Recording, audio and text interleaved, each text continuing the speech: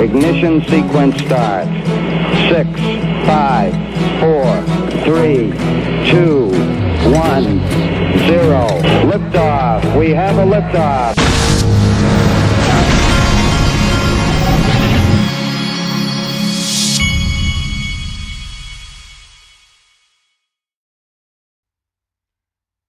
Hey everybody, this is the Digital Asset Investor, and today's video is going to be one of those you can't make this stuff up videos.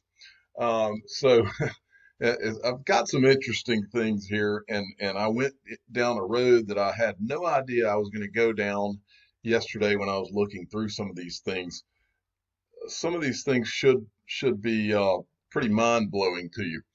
The first thing, and this was mind-blowing to me as well, the first thing was from an email that someone sent me. Ripple, this is a tweet that I did yesterday. This is from Hodor, one of Hodor's blogs. He had actually said this. Ripple is quite cognizant of possible market capitalization numbers, along with the public relations challenges that will go with it. Their plan is not to just sit on their XRP and watch as their valuation skyrockets past the valuation of the East India Company. And I think that Hodor was making the point in this, that these guys know that they can't just sit down on this XRP, and that because in the blog that he wrote on this, he had a section that was about what I've talked about before, which is, look, they know that antitrust laws are not going to, the federal government would never allow them to get as wealthy as that of a country off of their XRP. That's the reason Brad Combs is always talking about this pre-allocation theory. He knows it, I know it, and you know it if you're using your head. Ripple is not going to be the holder of all of that XRP. I don't care what anybody said. It doesn't make any sense. Hodor knew it didn't make any sense, and it doesn't. Okay, but that's not where we're going with this, folks. I got an email yesterday. Excuse me. I got an email yesterday after I tweeted this, and I think I had maybe I talked about this tweet, I don't remember. But I got an email from a guy who's out of Marietta, Georgia, which is it's a suburb of Atlanta. And he told me that he had heard me before and how I say that words mean things. I've always said on this channel that words mean things. People, when you hear someone use a word, it means something. I've always used the example, guys out there, if you've got a girlfriend or a wife, the one phraseology that you don't want to ever hear is that the quote, "we need to talk." My experience in that phraseology, those words mean something really bad if you're a man. So "we need to talk" is not something you ever want to hear as a guy. But words mean things. And so I got an email from one of my listeners who also agrees that words mean things. And he said that he saw this word and he thought that might mean something. And so he did some searches. Now, first I want to tell you who the guy is that sent me this. I'm not going to give you his name, but he did want a title out of it. And so I'm going to give him one. He has this company right here, or either, I don't know if he has it or he works for it or what. But it is, and I'll give you the website because he needs a proper shout out. It's sipsupply.com, and that's out of Marietta, Georgia. He wants to be the official structural insulated panel company of the Digital Asset Investor channel. And so he is now granted that title. Now, apparently you can get free quotes here, but it's some kind of panel company that looks like they put like paneling on homes and probably commercial buildings as well. Go check it out. So anyway, he provided this information. He said he looked up Cognizant, and he was searching around for Cognizant and Ripple. Now, Cognizant is a big, huge company. It's an American multinational corporation that provides IT services, including digital, technology, consulting, and operation services. It is headquartered in Teaneck, New Jersey, So what he sent to me, and I'll show you this first. I was looking around on here on their website, but I'm going to show you what he found on their website, which is what you're going to love. But first, I wanted to show you the intro video for their website. if I can get to it. This is their intro video, and I wanted to show you just the opening. We see a lot of hesitance in terms of. No, this is not the intro video for their website. It's the intro video for the blockchain section of their website. I just wanted to draw your attention to this. We're not going to watch this whole video, but this lady right here, I can't remember her name, but anyway, she is, if you remember, she's from the digital, what's it called? The Digital Chamber of Commerce. She's from the Digital Chamber of Commerce. She's the same lady who was on the Bretton Woods 75th anniversary, and she's the one that was at the podium who was talking about how they were having a debate for what was going to be a new world reserve currency, and she was arguing on behalf of digital currencies. I just wanted to bring that to your attention. Now I'm going to show you what the guy sent me, the official structural insulated panel company of the Digital Asset Investor Channel. He sent me this. He said he was looking through their website and he said, look what I found. How we help clients gain value. Companies that want to seize the potential of blockchain need a partner with equal expertise in blockchain processes, industries, and system integration. Cognizant is working with companies on various blockchain projects, including this one, but then this one. US-based payment network, cross-border payment project leveraging Ripple and Stellar frameworks with a focus on improving customer experience and operational efficiency.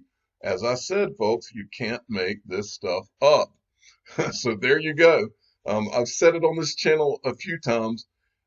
I believe Ripple, I mean, of course, Ripple's the one, but I believe Stellar's going to be in the game.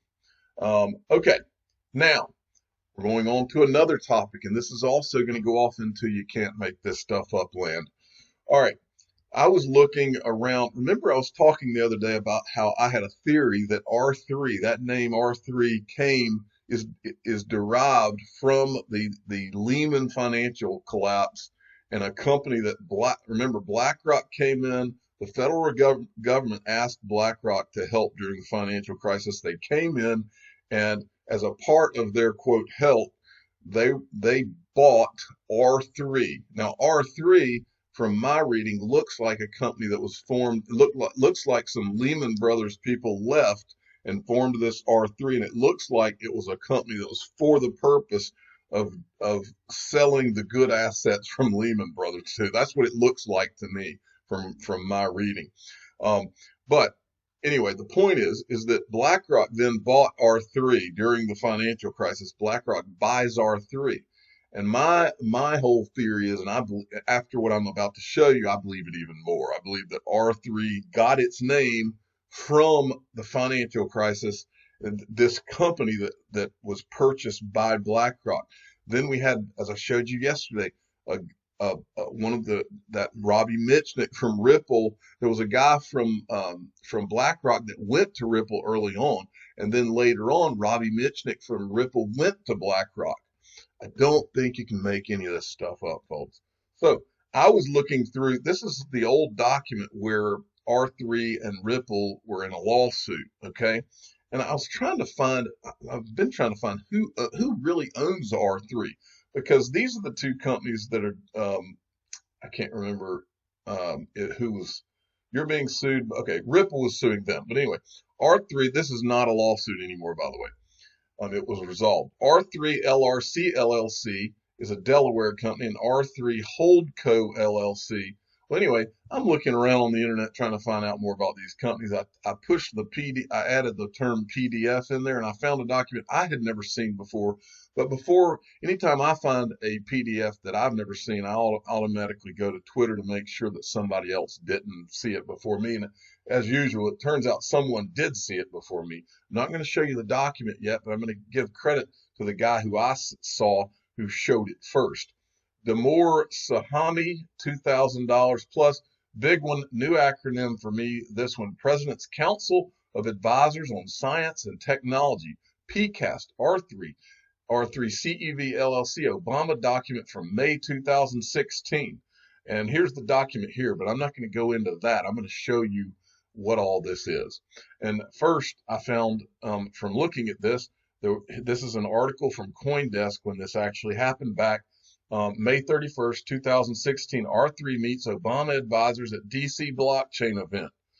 Okay, so we don't need to go any further into that, but I do want to show you what this is. It was called the President's Council of Advisors on Science and Technology. PCAST was the acronym. And you can see Obama there holding the document. Now, I don't think Obama actually went to the presentations. I think his people went to the presentations, and then they put him a little booklet together, and then he met with his people. I think that's how this thing worked. But I just wanted to show you a couple of here's another, that's Obama right there with these people, and they're probably briefing him on what goes on in the PCAST meetings. So this was from May 20th of 2016, the National Academy of Sciences, Washington, D.C. It shows you the presentations that were given, the agenda, the webcast, the transcript. The people I want to focus on is Jerry Brito. This guy, Joseph Bonneau, was really just an academic guy, and so I'm not focused on him.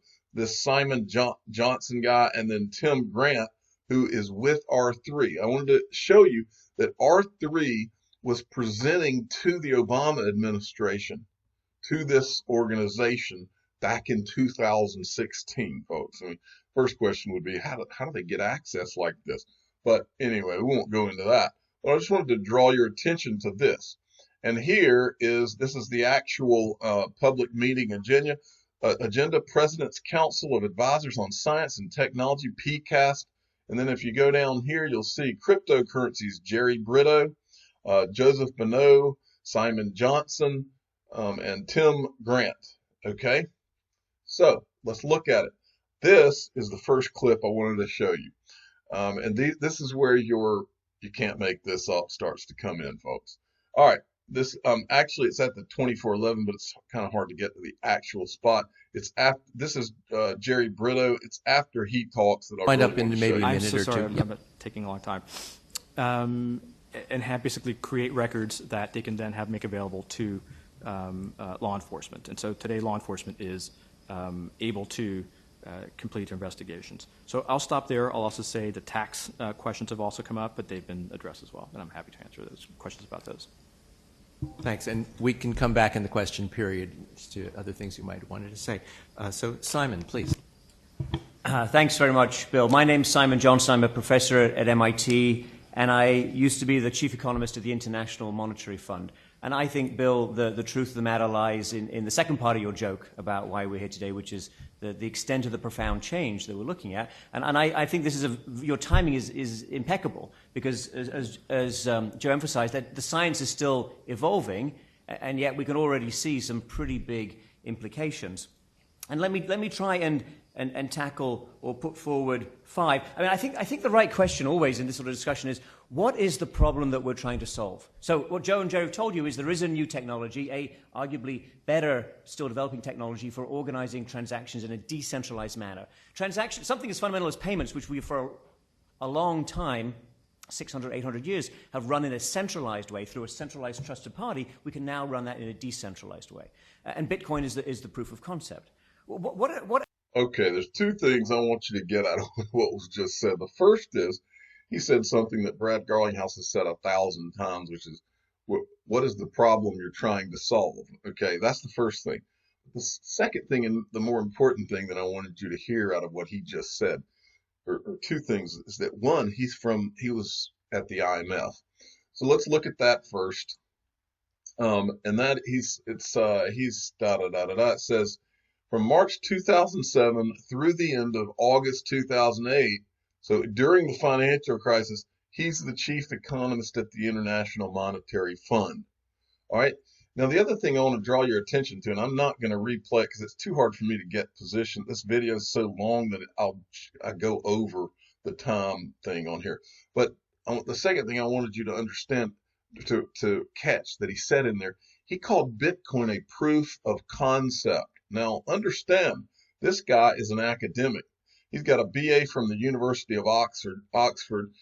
He's got a MA from University of Manchester, and then he's got a PhD in economics from MIT. And he did his dissertation on inflation. But anyway, so this guy's an academic. He knows words mean things. He called Bitcoin a proof of concept. What is a proof of concept? Where does that come from? Usage history. The term has been in use since 1967. In 1969, Committee on Science and Astronautics, Subcommittee on Advanced Research and Technology, hearing proof of concept was defined as the following. The board defined proof of concept as a phase in development in which experimental hardware is constructed and tested to explore and demonstrate the feasibility of a new concept. One of the early definitions of the term proof of concept was by Bruce Karsten. The context, proof of concept prototype. In column Karsten's Corner, proof of concept prototype is a term that I believe I coined in 1984. It was used to designate a circuit constructed along lines similar to an engineering prototype, but one which the intent was only to demonstrate the feasibility of a new circuit and or fabrication technique, and was not intended to be an early version of a product design. I hear that now. I've thought for a long time that Bitcoin is not what people think it is. I believe Bitcoin is a proof of concept. I believe Bitcoin was a prototype. Now, who created the prototype? Which government created the prototype? Is your guess as well as mine. But I think words mean things, and I think Simon here just said something he didn't even realize that he was saying. Now, let's go to the next, what I consider to be an aha. Now, this next guy, the guy that's talking here, is this guy right here was back then, I think, was the CEO of R3. Okay, listen to what he says right here. Now remember, this is what I told you before, is I think R3 got their name from, remember, BlackRock helps the federal government, okay, during the financial crisis. BlackRock buys, when Lehman collapses, BlackRock buys this company R3 Capital Management and takes on all of their key employees and puts them at BlackRock. R3, it was the first time I've ever seen the word R3 or a company called that. Listen to what this guy who is the CEO of R3, the tech company, says. And other entities. So the benefits are potentially huge. I'll finish very briefly. If I can get to the next slide, I'm going to skip a couple, because I realize I'm running out of time. Where do we go from here? There's a couple of slides there on the Lehman crisis, which definitively could have been avoided had we had this paradigm. These are the big design challenges that are left for us to... Did you catch that? The Lehman crisis, which could have been avoided if we had this. All right. So then, but that's not all that was said. And he just showed a slide that I'm going to let you zero in on in a minute. Let's go to the 50, it's around the 50-minute mark. It's so tough to get to the exact places on this. Okay, here we go. The Lehman Brothers incident, shall we say. And I'm no financial expert, but most crashes in my study of them seem to follow a general pattern, which is they are about extrapolations into the future, and that's where you lose value. From the tulip crash in the 1600s to our crash of our market in 2008, it's always the same pattern about creating financial instruments based on projections in the future, which then don't bear the value that they're projected. So how does a cryptocurrency break this cycle? That's a good question. So I appreciate that question a lot, actually. So I will speak from some degree of expertise, having been the guy at UBS, which, as you may know, was one of the biggest losers of the crash, who got the call on Friday the 14th of September from the group CFO and the CRO saying, please tell me what our exposure to Lehman Brothers is. So that was a long weekend with very limited sleep. But the reality is that took me 48 and a large team 48 hours to figure out what that was. And by the end of that weekend, we had nothing more than a basic spreadsheet to tell us what our exposure was in multiple $1 billion to one of the biggest other financial institutions around. So really, I think we divorce the market forces and the exuberance and the expected versus the realized value from what happened next. And if we were able to all have a real-time, completely transparent perspective on what our exposures are to everybody, we would have been able to unwind in a much more orderly way, and it would have saved a lot of money, actually, and potentially could have saved Lehman from going down. A lot of what affected Lehman and other big financial institutions was the very fact that they really didn't know quite what their exposures were. And I don't think that's pretty uncontroversial 8 years after the fact. And I've seen it firsthand. So boy, would I have liked to have had that button that I could have pressed on September 14th, 2008 and had all the answers.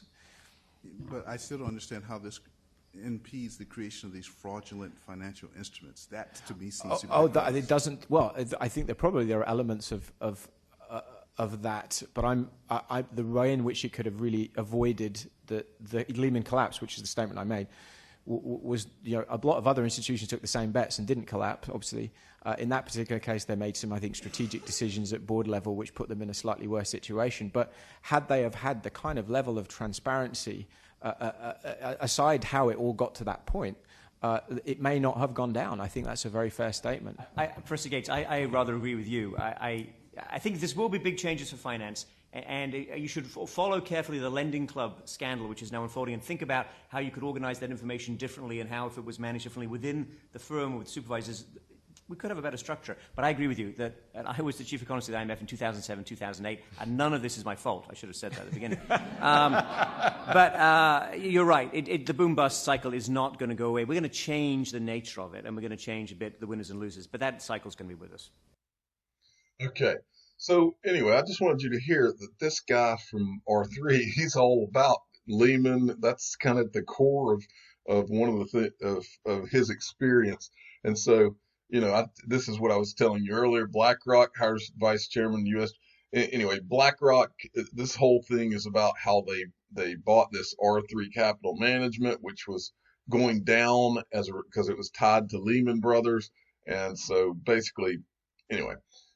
But I wanted to show you the slide that R3 guy was showing this advisory group to the Obama administration. You can't make this stuff up.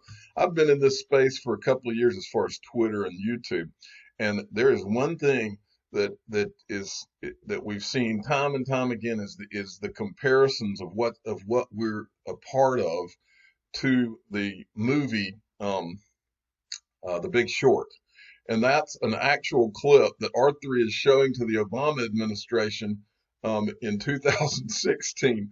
Could the blockchain prevent the next global financial crisis? First, Global's Gavin Smith says yes, and then here's why the blockchain would have saved Lehman Brothers. So you just can't make this stuff up, folks. And then I wanted to bring your attention to something else. Jerry Brito was the other guy that was on that panel, and I wanted to bring this to your attention. Jerry Brito has testified several times before Congress about cryptocurrencies and regularly holds briefings for and consultations with policymakers. He has presented on cryptocurrencies at the White House, the Treasury Department, the State Department, the SEC, CFTC, as well as the Council on Foreign Relations and the Brookings Institution. I thought that was worthy of pointing out to you. Now, let's look at one other thing on Jerry Brito. Jerry Brito he's an executive director at Coin Center. Well, let's look at Coin Center, the team. This is the team. And then as we go down, who are their board of directors? Jerry Brito. Oh, look, Susan Athey, who's on the board of directors at Ripple. Look, there's Mark Andreessen, who's an investor in Ripple. And I'm sure if I took the time to go down roads with all these other people, then you'll see all sorts of company names here that you will recognize. Okay, and I wanted to make the point that Jerry Brito, which is spelled B-R-I-T-O, is apparently no relation to Arthur Brito, which is two T's. Just thought I'd throw that out there. But here's Tim Grant. I wanted to show you this. Tim Grant's the guy from R3 that we were just watching. He now runs the SIX Digital Exchange, which we've talked about on this channel before, but I just wanted to show you his resume here. It shows he was at R3. One thing that I found interesting is that he said that he was at UBS during the financial crisis, but according to his LinkedIn, he was not. He was there from 2013 to 2015. According to his LinkedIn page, he, during the financial crisis of 2008, was at Performance Outfitters Group. Now, that one I can't quite figure out, but it doesn't matter. Right now, he's at the this SIX digital currency exchange, and that would be the same Swiss exchange that this is from May 11th, 2019, that listed they were going to list the XRP exchange traded investment product. But I just wanted to tie that up. I think this video may have been pretty eye-opening. It was for me. I'm the digital asset investor. I'm not an investment advisor. This is for entertainment purposes only. Please subscribe and hit the like button and tell your friends and families that words do matter. Thank you for listening.